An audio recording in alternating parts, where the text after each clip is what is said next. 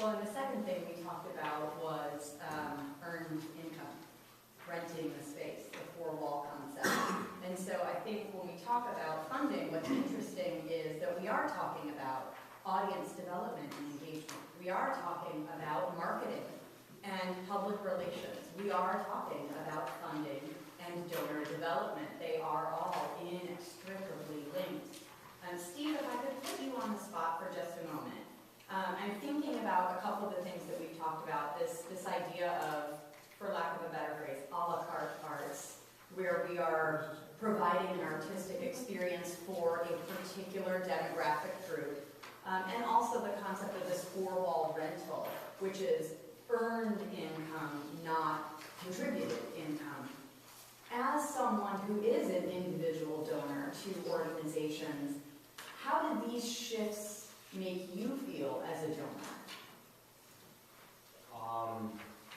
There's so many different organizations, but with CL Arts and Lectures, we really champion the word and how do we get artists of writing and so forth involved with the community.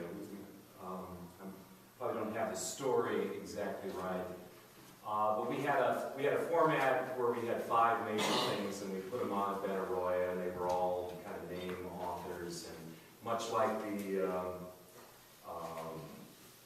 theater groups, people would buy a subscription for the year, and that model worked. Well, in 2008, 2009, everybody stopped buying a series, and they would just buy 1 or 2. And so we would have 80% of people coming, filling the auditorium. They would have 50, and they would have 100, and so we started to change the audience and get a bigger audience by going to town hall, much smaller venue. It costs less, but we can target an audience. And I was thinking of an Iranian author, a lawyer. Do you remember her name? Sharon Body. She came last year, and we had a pretty good turnout for that. But what was funny was she was speaking in Farsi with an interpreter, and we started to realize that about 90 people in the audience would laugh, and then a little bit later we'd get into it, and it was really fascinating to think that there were 90 to 100 people that could speak Farsi in the audience. And so we're getting different audiences that way. So I don't know if I'm answering that as a donor. How am I giving money? I believe in the written word. I like the stimulus. It breaks up ideologies and so forth and so on. So that's why I really support CL Arts and Lectures, and we're just trying to make it a viable entity. We never asked individuals specifically for money. We've always had opportunities for them to give money, but now we're going into specifically asking people to be contributing supporters, not just subscriptions. And now we're going around and, can you give us $1,000? And these are a lot of people that give $5,000, $10,000, $20,000. So, if I could just follow on something you said, Steve. We do a lot of research in my shop, and the most recent economic impact study we released shows something that's interesting from the one we did based on 2006 numbers to the one based on 2009 numbers. We just released that, so it's as current as it can be. But we saw a 15% decline in the number of people attending through subscriptions, and about a 5% decrease in the number of who are attending just even on single tickets, and a big shift towards free or other non-paid subscriptions. And when I talk with my colleagues, they say, yeah, our numbers, the head count's still good, the attendance, the revenues stink, but we've got that. So we've seen a trend there. The documents that you also graciously circulate around, we get extensive applications that are based on audited figures from cultural organizations, and I just pulled doing this work like now. So one of the things in the setup material is what are the trends? I thought it might be interesting for you to see these are the trends. These are from audited numbers that you can see. And first of all, let's take a look at the contributed income.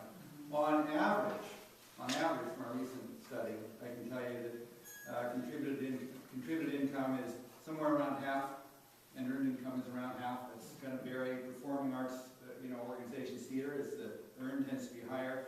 Visual arts organizations tends to be lower because you're not paying $30 or $40 to walk into the window. So this is a detailed breakdown of where the contributed income is coming from. And when I studied this, I looked kind of at the bottom ArtsFund. We've been kind of holding our own there pretty well. But you see that slide off in corporate funding from 08, 09 to 09, 10. In terms of what I see as trends, don't look for that to go up.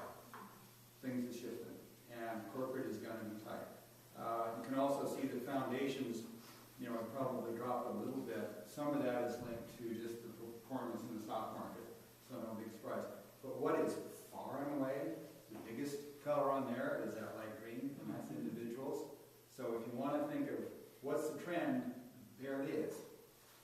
And these are, again, audited numbers. Now shift over to the other chart. And this is the operating expenses, because one of the questions we put around is, how are these arts organizations doing, and how are they making ends meet? What's going on?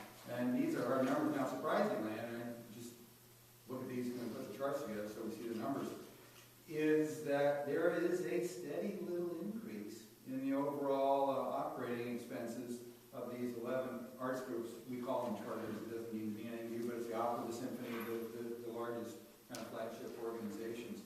I just haven't plotted for the other 60, but it's not going to look a whole lot different. But you see there's been this slight increase of about $250,000 in operating budgets among all of these groups, so a pretty good sample. And if you compared it to all the budgets, I can tell you that when we went arts to zoos, 4 counties, every cultural organization we could find with budgets of over $30,000, it was 367 groups. The operating budgets were $488 million, so this represents a pretty good chunk of that 488. If you take a look at where are groups putting their money, there's not much of an increase. Where are they over this trend line sticking the money? You see, there's not been big increases anywhere, but they're shoving a little bit more on artistic, a little bit more on production. I think that's right. If you don't have the work on the stage or on the walls or whatever you're doing, you probably ain't gonna have the audience coming in to see it. And the administrative lines and so on are really staying very tight with furloughs and layoffs and all kinds of things to deal with it. So again, I get kind of excited about statistics, so I want to put these documents